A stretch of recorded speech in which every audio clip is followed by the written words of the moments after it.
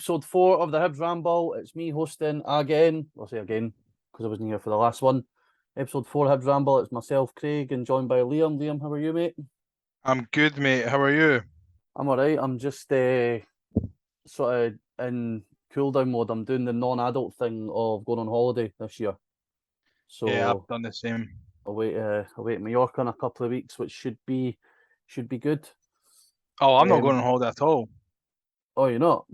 Nah, couldn't afford it after having the baby, eh? That's a shame. You Wee shame. need to stop New York buying next year, though, sign. Oh, That'd look, be there's your decent. dog, Sonny. Be Sunny. Just decided to make an appearance on the desk. Are you all right? Anyway, we're not here about you. We're here about the Hibs.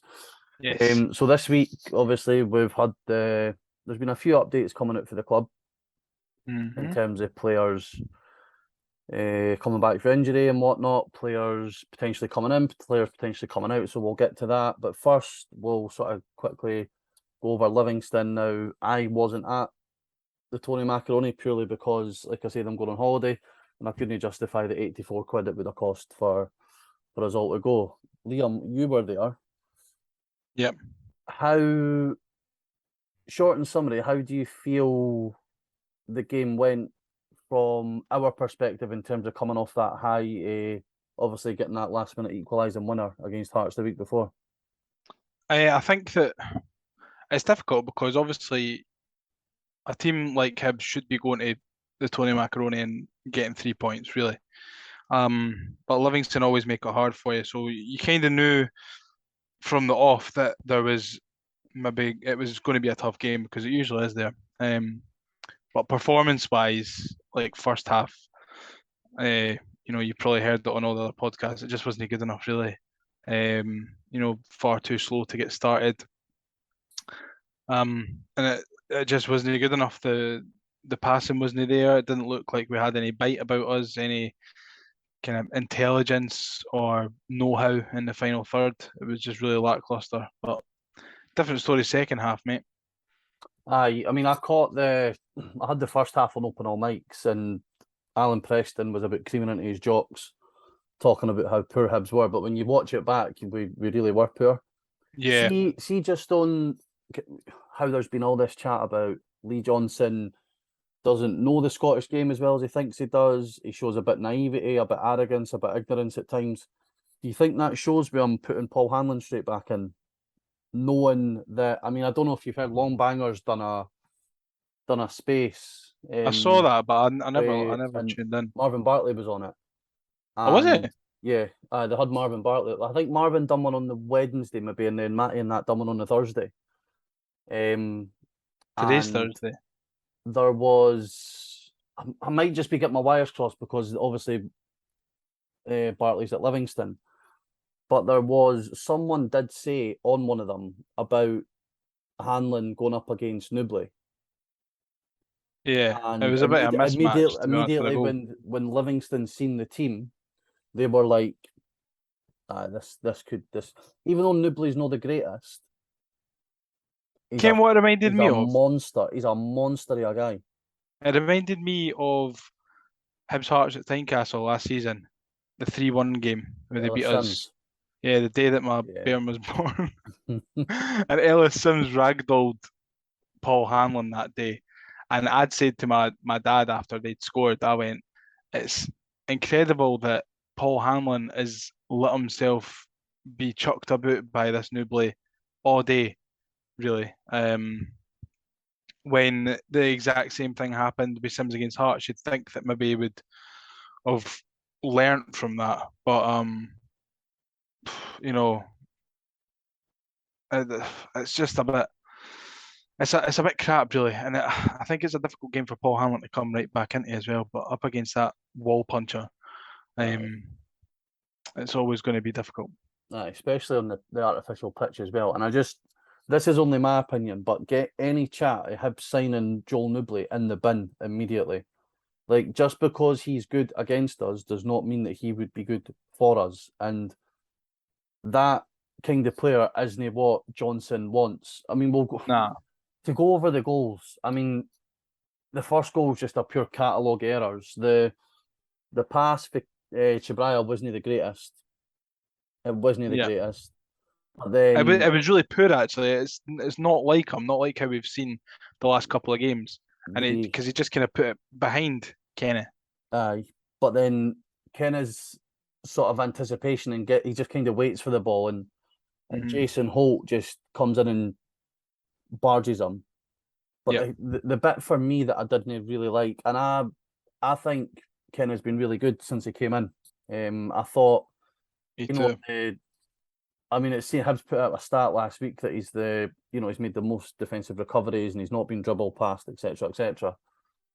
But his effort in getting back, I mean, when you watch it, I don't know if the way that Jason Holt's hit him, has he maybe been slightly winded, and that's maybe because his effort his effort in tracking back is almost non-existent, and I think for reading anyway on on the forums and on Twitter and that's what's sort of riled a lot of people, is that he made a half-arsed attempt at getting back, and then you've got whatever attempt at a tackle Paul tries to do, and then obviously it was pretty pathetic, wasn't it? I mean, Marshall goes down far too easily.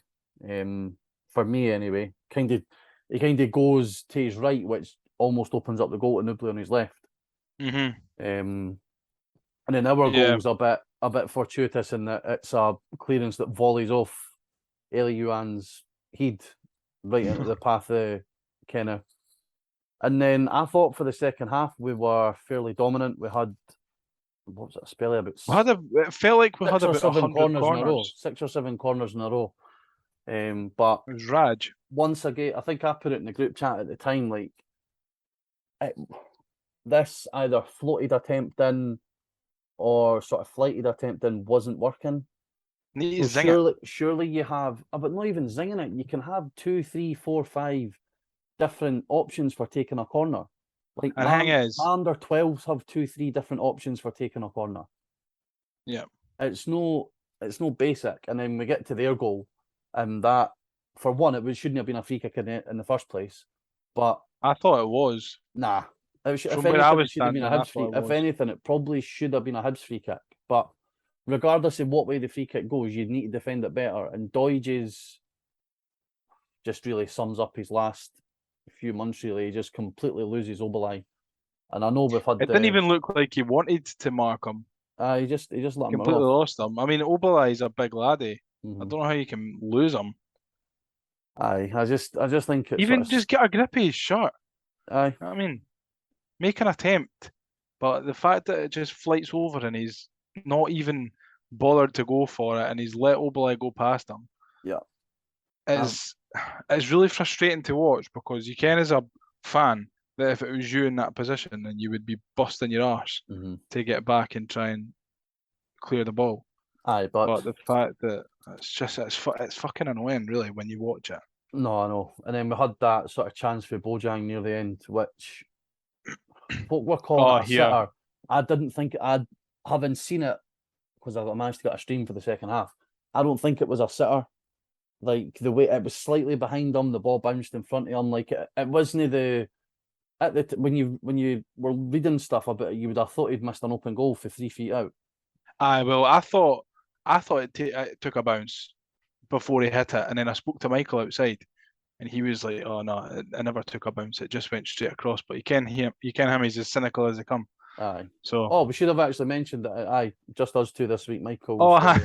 No, Michael. If you've not heard. Yeah, Michael's got a prior engagement to which took on more importance than the Hibs Ramble. We're all 4 episodes in, and we've only been together for 2 of them. And I tell you what, it's me. I'm the constant. I've got to be here. You're the Lewis Stevenson in this podcast. Consistently shite. Enough. We won't have. This will be a slander-free show. Absolutely. So anyway, for the Tony Macaroni, we go into the depths of the Tony Macaroni to the kiosks for the second instalment of the Premiership review. Which pie is the best in the pie review? Which pie is the best in the pie review? So, Liam, hit us with your Give us your score out of 20 and then your breakdown, please. Or do you want me to give you my breakdown to go through it first, and then you can have my overall Do score? you know what? I'm the host, but whatever way you feel comfortable with, mate. I feel that way would maybe be a bit better. So we'll go through temperature. I'm going for a 3 because it was just average. It was warm. It wasn't quite warm enough for me. Like you said before, it's the lukewarmness of a pie that really gets you right in the heart.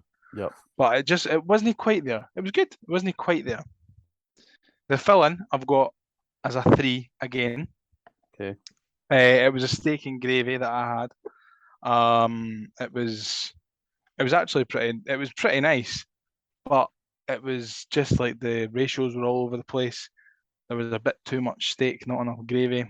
And I don't usually complain about that, but when the ratios are off, then it just makes it. Yeah, if it's a 60-40 split, then it can be almost accepted. But when you're going above 65-70, you're in dangerous territory, I think. Exactly. The pastry, again, is a 3. I think you can see where this is going, Craig. 3 threes. The pastry, it was nice and crunchy round the top, like the top rim, and it was like it got consistently soggier as you went down. I find that to be a the bottom. consistent with a lot of pies in the league. Yeah. There never seems to be you never seem to get that Baines pie outer crust. Ken, what I think it is though, I think it's the way that they heat them, because they're obviously reheated. Aye. And listen, this is not a food podcast by any means, but is it a pie podcast? Kind No, of. But we are connoisseurs of a pre-match pie, Yeah. PMP, the pre-match pie. So it's only fair that we get to offer up an observation, despite neither one of us having any colouring skills between us. Yes, no, I can cook a pie in the oven. Yep. That's come for a packet. I can do that. I can do that better than what we get served on a Saturday. Yeah, no, probably. And then finally, price point is also a 3. £3.50 for a pie. I feel is in the modern market is just average. Really, it's probably average price. You're probably looking at between £3 and £3.50 for a pie these days. Yeah, £7 for 2 of them. £60 more than the McDermott Park pie. Yeah, it was, and I can't remember what I gave that. I gave that a 3 as well. I feel like that's £2.90. I feel like the £3 to £3.50 range is your average. I forgot what Hibs lower than actually. I think Hibs were £3.85, which I said, and I quote. Oh no, I've not quoted it yet because I've not did the Hibs pie, but I've got in my notes here. It's a disgrace. Yeah. But yeah, so 3s all across the board. 12 out of 20 for Livingston. 2 words, tremendously average. I would sum up your 2 words, William, with not good enough, and it needs to be better. Yep, quite right. What did you think of the jingle, by the way? The jingle for the pie review. Did you like it? Yeah, I like to think that we're staying on top of trends as well, because it was a trend on social media for a while. It's nice to see that Mega Chippy. we're keeping down with the kids, so they say. Yeah, trying to anyway. Yeah, exactly. So like we said at the start, there's been a lot of chat this week from Lee Johnson about potential improvements to the squad. You know, fans talking about improvements to the squad where we still need possibly bodies in, but there was also a chat that he sort of gave an indication that there will also be movement out the way. Yes. Looking at the first team squad as it is at the moment, I don't really see a lot of scope for movement out unless it's 2 names. And the 2 names that keep coming up are Josh Campbell and Christian Doidge. However, Johnson seems to like Campbell. And also we've heard the chat about that Doidge is quite happy in Edinburgh because he's partners at university. But do you see anywhere else in the squad where there could potentially be movement? Because the only way I say that is that the first 11 is pretty settled. So, for example, Yeah. Joe Newell, who I think a lot of Hibs fans are It's divided. a for bit Joe, fed isn't it? up with at the moment, could see him go, but that would require a first-team central midfielder to come in, which I don't necessarily see. Where do you see the potential outgoings? You know, could it maybe be Dabrowski? Could he be one? Could Lewis Miller maybe go out on loan? Could Kyle McClellan maybe go out on loan? But the way I Yeah. was reading it was that it would be permanent exits for certain players. Yeah, I think really the only outgoings that I can see is players out on loan. Dylan Tate, maybe. He was left out of the squad for the Portugal trip, and he's Don't not think really he's been in been. a first-team squad in the league anyway. No, not in the league. I think he So maybe that got might limited be. minute. Did he not maybe get like 5-10 minutes against Clyde, and then he played the second half think so, against yeah. Norwich? Yeah. Yeah. So he might be one. You know, Billy likes him. Billy thinks he's a good player, so Yep. Billy probably wouldn't be very happy. I'm going out, but I think that if he's not going to get minutes here, then the best thing for him is to go out on loan. You mentioned Josh Campbell there. I've actually recently done a heel turn in how I feel about Josh Campbell, and I actually am admiring him now for the work rate that he gives. So that would be a face turn because you went for bad to good. Oh, right. Well, heel turn's good to bad. every day's a school day with Yeah. you, Craig. Exactly. So I've done a face turn with doesn't sound right really, a face turn with Josh Campbell, but yeah, I would, even though that has happened for me, in my opinion, it maybe would be beneficial to get him out on loan to like a Kilmarnock or St Mirren or someone like that, where he'll be able to get on the ball quite a lot and he'll be an influential player. But Other than that, really yeah, think- Doidge out, maybe Hanlon. do you really think that Josh Campbell at 22 needs another loan? Like, I know he's had the loan to Edinburgh City and that. Like, surely it's I don't know what to say, make or break for him at Hibs, but I mean, now's his chance to establish him. If he goes out on loan and comes back at 23, like, he's no. Do you know what I mean? He can only get better whilst at Hibs with the age that he's at now, because I don't think he doesn't necessarily need first team games. You know, he's played in a few derbies, he's played at Hampden a couple of times. Like, he's had experience of the big games. I don't think he necessarily needs. But I'm sort of like you. I think he's almost became like Stevenson in the middle. Do you know, he's no a standout, but he's by no means the worst player on the park. And maybe you could even attribute Saturday's defeat to him not being in the midfield, that there wasn't enough legs. There certainly wasn't. There certainly wasn't an engine like he brings in the midfield, and I don't think anyone for a second can doubt his work rate and the fact that he puts himself about. His ability can be questioned from time to time, but I think he definitely gets a bad rap, but for nothing really. Like, I mean, I've been critical of Josh Campbell in the past, but this season, well, the last, obviously the first couple of games of the season where he played, I felt like he brought something that no one else had in that midfield, which we really did desperately miss on Saturday. Especially when you effectively look at it, that his replacement in the centre was Henderson, who, to me, different dynamics. Yeah, he is, but he still seems, even playing in that forward area, he still seems to. I mean, we've seen him in the centre of the midfield. We've seen him on the sort of left attacking mid, left wing area. He doesn't seem strong enough physically to cope with physical defenders, and I think it kind of limits his place in the team to one area, which is the 10. Yeah. But I think Johnson said in his post-match interview that we went to the 4-2-3-1, but because of the way that we have to play it, you can't play it for 90 minutes, and that's when he made that slight change. That's when we started attacking more and got all those corners and that. I still think we desperately need a centre mid. I don't know. I think. I mean, it looks like that Luke McCormick might be coming in. I think Portsmouth were sniffing about him as well. But again, or is he at Portsmouth? No, he's at Wimbledon. He's at Wimbledon. He's I'm at sure it was AFC Portsmouth or Wimbledon. someone like that who was sniffing about. Also, a bit of nugget of information for you. There was a scout from QPR at the Tony Macaroni on Sunday watching Porteous. Yeah. Yeah, he said that you and Stuart said that, didn't you? Yes. Well, and for once, Stuart was not making this up because I was there and I seen it with my 2 eyes. Well, if he goes, So make of that what you will.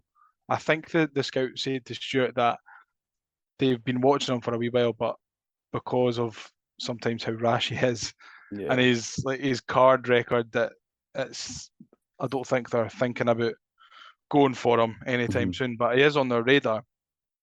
I wouldn't.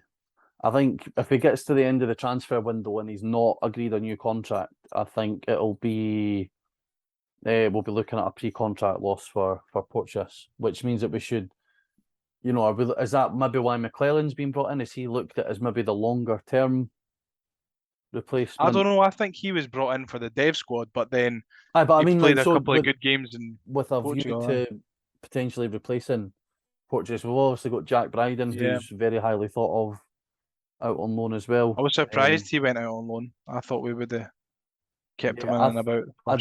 I don't think he would have went back to FC Edinburgh if they hadn't got promoted into League One. Because I know that they were really keen on keeping him last season. But I think what swung it for Hibs was that they were going to be in League One.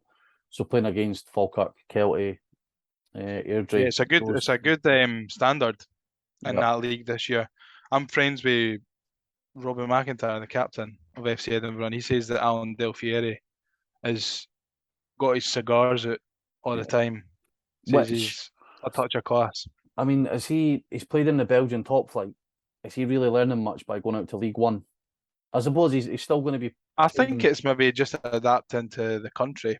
I think he's still training with Hibs because obviously they're only part time, so they'll still play in like development games and that. So I wouldn't be surprised if he's strolling out, see him come back in January. Yeah. He might be the central midfielder that we're looking for, really. Possibly. Right, a couple of questions that we've had come in. One for Gav Dick.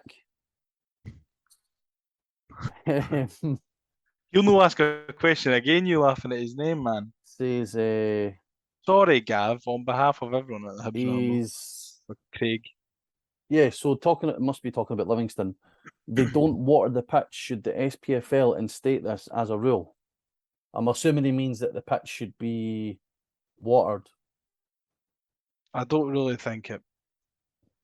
It's the old cold showers and it's just daft tactics, really, and it works for them. Should it be a rule?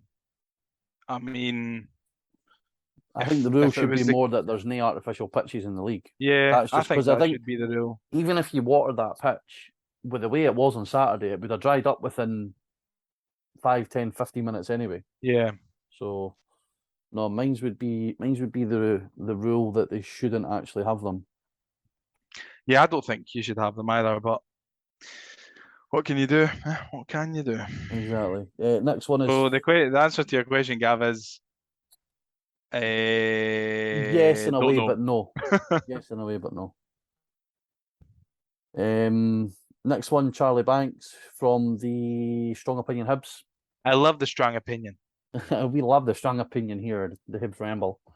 Nice collabs with the pods there. Do you think Paul Hanlon's time at Hibs is up? No, don't think so. It's maybe coming to an end in a playing sense. I don't know. I mean, I think Paul's maybe at an age where he's 32 now, or he'll be coming up 32 if he's not already 32. That he's maybe... It's not that old. Yeah, but because he's never been the paciest of defenders, and he's never really, he's never been that sort of brutey, bulky centre half. He's always been that more sort of cultured centre half who tries not to get dragged into so he's not really got so if you're a big brute, you can kind of rely on that if you lose your pace a wee bit. Yeah. But he's never really had that upper body stature or that pace. Not that he was slow, obviously, but do you know what I mean? He wasn't breaking any 100-meter records. I think from Paul's point of view, it might be, and I think the captaincy getting taken away from him might be an indication of that. Might be an indication that he's playing days, certainly as a first team pick, because I think the only reason he played on Saturday was because Rocky was injured. I think if Rocky was still fit, if Rocky had been fit, that Yeah, I it probably would have started Rocky ahead of Hanlon. it would have been Porto and Rocky in the middle. Shows you that we need a centre half, though. Yeah. If we sign a centre half, I would say that his time is definitely coming to an end. Next one is for our old pal Cal Laidlaw for the not so secret GC.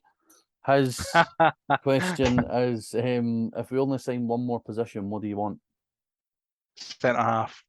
Mine's be a centre mid. And finally, last question is from Skechers boy Liam Riley. So we're Skechers. What player in the current squad deserves a song/chat? I'm assuming he means chant. And what? That's not Liam making spell mistakes, is it? And what would it sound like? Right, and I'm not gonna lie, I've been thinking about this. Did I send you it last night? Yeah, I'm sure you sent the one about Ellie Yuan, I think. Yeah, I was on the beers last night, right? And I was thinking about this all yesterday because Ellie Yuan's name is really good for a chant. So you ready? I'm gonna recite it now. Mine's would just quickly before you recite, mine's would be you the one that I Yuan. No. Yuan's the one that no, it doesn't work. Pish. That is rubbish. Sorry. Ooh, honey. Right, so mine's is Lee Johnson said he wants his man Yuan. Ron Gordon went and brought him back. Yuan.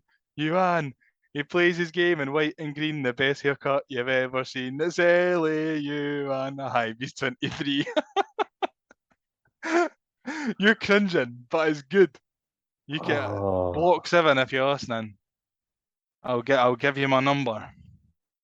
I thought. But you say see, I immediately go for the accuracy of their song. And what do you mean he brought him back? Bringing him back means he's been away. So he brought him back for Switzerland when he went to go and get him. But no, that doesn't work. Ron Gordon went and brought him back. He flew on Ryanair with all the Jambos to Switzerland and brought him back. No, actually, it was to Ibiza. Oh, is it? It was to Ibiza, yeah, and because some Hearts fans were connecting to Zurich via Ibiza. All right. Ron Gordon away, sign Wayne Lineker for Hibs. Scouting Ocean Beach for the Dev Squad. So, sorry, Liam, final question that's actually came in from Liam Horribine, and it's a bit of an interesting one. Describe yourselves as a footballer. Now, I'm not sure if he's meaning describe how we play football, or if there's a footballer that maybe suits our personality. Like, for example, I'm lazy and hide away for confrontation, so I could probably say Joe Newell. I'm only kidding. I definitely don't mean that. When you played football as a brain, did you model yourself on anybody? I don't know if I modelled myself on anyone. My favourite player was Derek Riordan. I probably tried to be like him. But I don't think I really went out and thought, oh, this is what Derek Riordan does, this is what I'm going to do. But, if I had to describe myself now, at 5s, I'm like a wee lay and spray. I'm like Scottish Purlow. Easy. Pinging those balls all over the gaff, man. All over the cage. When I was my hero as a Bairn was David Beckham. Like, he was just to the point where I would go out with a ball and I would practice his technique of hitting a corner, like with the body shape and the arm movements and that. And then I ended up playing left wing, which kind of didn't really work. I worked for my corners and free kicks and that, but describe myself as a footballer. Probably say Morelos. What, fat? I'm chubby. I'm very, very easily wound up, Nah, you're not. and I like to ram it up folk when I prove them wrong. Nah, I And get that. In the case of like in the group chat, if something I say gets proved right, Which isn't very often, by the way. but when it does, I do the. For The those Morelos listening, I'm celebration. imitating the Morelos celebration. Sorry, my probably current player, I'd say Morelos. I don't know who I would go with. Granit Xhaka. Because he's alright, but he's not What? really good. An arsehole that needs likes. Aye. He's alright, but he's not really good, but he's good enough. Aye. Gets by. He pisses off his own fans at times and doesn't he like constantly has folk booing him. Oh, yeah. Talking I'm sticking with it.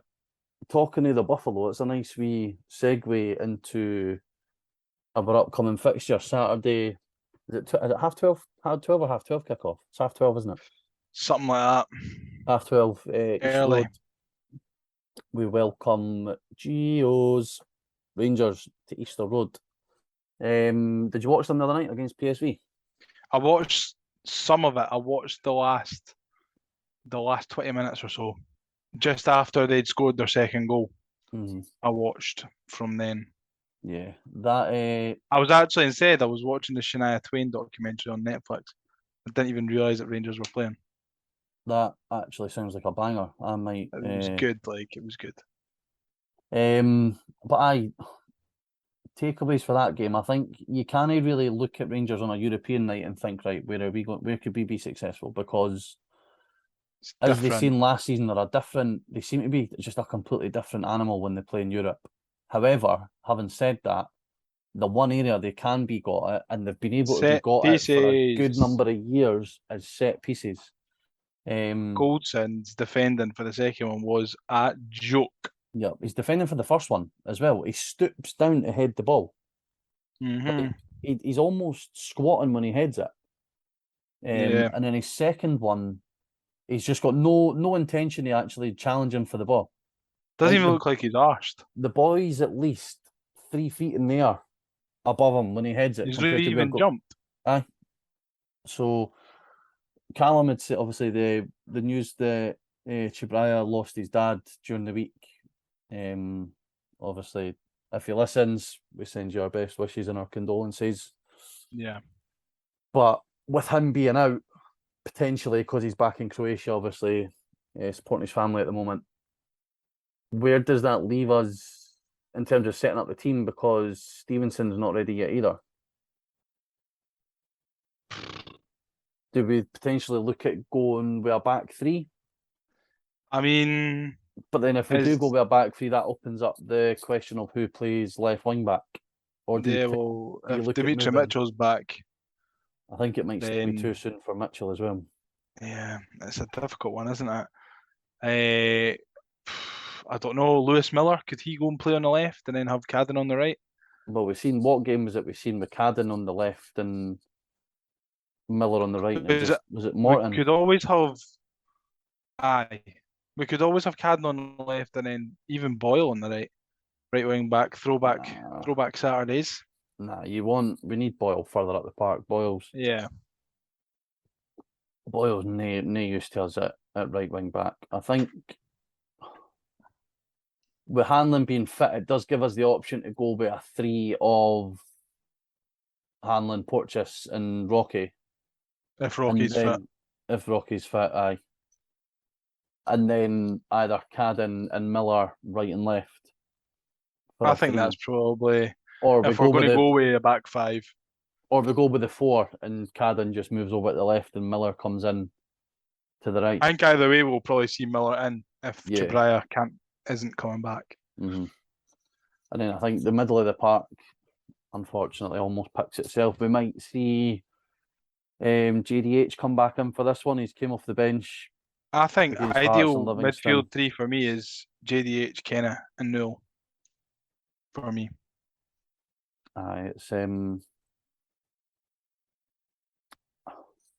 It's hard because there's not really anybody on the bench that you could even say you know, that's been on the bench recently that you could say, oh, you know, we could maybe not play Newell or Kenna or JDH and play this one instead. Like there's Yeah, there's three spots in the midfield, and you've really only got 4 players to choose from. and one of them's injured. And you know, you're almost, you know, Henderson has shown that it doesn't work, I think, in a central 3. And then in the forward areas, I know that Melkerson came off an injury last week. We're not sure how he's doing. Yeah. And then you've got, I think this could be a game where it clicks for Yuan and Boyle in terms of they Rangers. looked really good actually on Saturday second half. Rangers obviously, you know, didn't leave their defence on the edge of their box. They leave their defence quite high. Yeah. So it could, you know, that sort of space in between, almost, you know, similar to what Stokes had against Tavernier in the final. Mm-hmm. You know, attacking down that sort of left-hand side and running it. Like I think, you know, I think we all know he's a good player when it comes to attacking and dead balls and set plays and stuff. But when it comes to defending, he's never been great. Yeah, he's a bit like Trent, isn't he? Yeah, in that respect. In that, we could get a lot of joy, I think, in those spaces between the fullbacks and the centre backs, in terms of Yuan on the left between Tavernier and Goldson, and then Boyle on the right between James Sands if he plays and Barisic, or if they've got their new Turkish left back then. I do think the one player that we do need to keep an eye on is Tom Lawrence. I think he could be a danger if he's able to pick up the ball in those pockets between sort of our defence and midfield. He's certainly been decent for them so far this season. I think Morelos single-handedly one of the worst free kicks I've ever seen. I don't know how it gets through the wall initially. It's one of the worst free kicks I've ever seen, and then it's an even worse attempt by the keeper to save it. Absolute howler, really. Yeah. But set pieces are our danger area, I think. But then you look at the set pieces we've taken recently, and they've been pitiful. Apart from the one against St Johnstone, we scored. But even then, you're talking one in about maybe 20 to 25 corners / attacking free kicks. Do you know what I mean? And those, an attacking free kick that's not centre of the goal, you know, that's sort of off to either edge of the 18-yard box, kind of, or coming in for deep. I think that's definitely an area that we really, really need to get better at. I think so. Could you see anyone coming in before? What transfers wise? Yeah, I think there was talk today about a guy. Somebody was getting shown around HTC. Yeah, well, I mean, the chat on that Adam Gregor's gone a bit quiet for the dev squad. So, even the McCormick chat is going a little bit quiet from the other day when it started going off. I wouldn't be surprised to see one coming in, because obviously Lee Johnson wants to get another couple of players in the door. Whether that might depend on players leaving though. So yeah, we might add. The short answer is, Craig, I've not got a clue. Well, I think from watching Rangers the other night, they're not as. I don't think they're anywhere near as good as a footballing team that they were under Gerrard at times. Yeah, but I do think they have more of no resilience, maybe not the right word, but they're maybe more difficult to break down than they were at times under Gerrard. Yeah. But they do leave those big spaces in behind, and I think that's, like you said, will help Martin Boyle if he starts or whenever he comes on, and Elie Youan. Hopefully they can. Yeah, if they keep Tavernier and Barisic high and wide, then I think we've got a chance, because even in the middle, like Goldson's not the quickest, Sands isn't the quickest, and I don't think Lundstrom's the quickest as well. If you're, in a foot race, Youan and Boyle are beating almost anybody in that Rangers team. Yeah, you're probably looking at Kent maybe being the only real one that would possibly keep up with them. Yeah, probably. But anyway, we're both going, both looking forward to it. I hate 12:30 kickoffs on a Saturday. However, I do kind of like 12:30 kickoffs on a Saturday, because it frees up the rest of your day a bit. That's not so bad. Apart from Well, I'm not drinking anyway. I'm off the drink, apart from last night, so Heard that one it doesn't before. really bother me. Nah, I'm off the drink, mate. I'm on a health kick, eh? I looked at Mate. myself in the mirror and I thought, what a fucking disgrace you are, Liam. Good. I feel the same. I done over 15,000 steps yesterday, which I felt was quite an achievement considering I very rarely break That's 6. a lot. That's a lot of trips to the fridge. Yep. It was. Anyway, predictions. What we're going for? I'd be happy with a point, but it's a Hibs podcast, eh? So I'll go 2-0 Hibs. I'll take the score draw this one. I think. I still don't think we're anywhere near settled, but I do think we're getting a game closer to it clicking, and I think when it does click, we're Someone's going to getting give a team somewhere is going to get a very, very sore arse. Yeah, hopefully it's Kilmarnock or St Mirren, because that's the St Yeah. Mirren games a week following. But that's it. We'll wrap up the episode 4 of the Hibs Ramble to hopefully we're literally finishing recording 8 minutes before 6, which means that I'm away to go and get my Toblerone out. I've just checked the time on my Swiss watch, and it's 8 minutes to 6. so Toblerone out. I'm hoping Here we that go. by the time I've always liked Zurich. get downstairs and see our nearest and dearest getting a sore one. There's been obviously chat about them. Obviously, the fans have travelled over. I think we're obviously a wee bit jealous watching them. However, we can console I'm so ourselves. jealous, by the way. We can console ourselves with the fact that Switzerland is absolutely dear as fuck, and they are paying through the nose for everything. However, the flag's a big plus, and we'll leave you on that one. We'll see you next week. Cheers. See ya.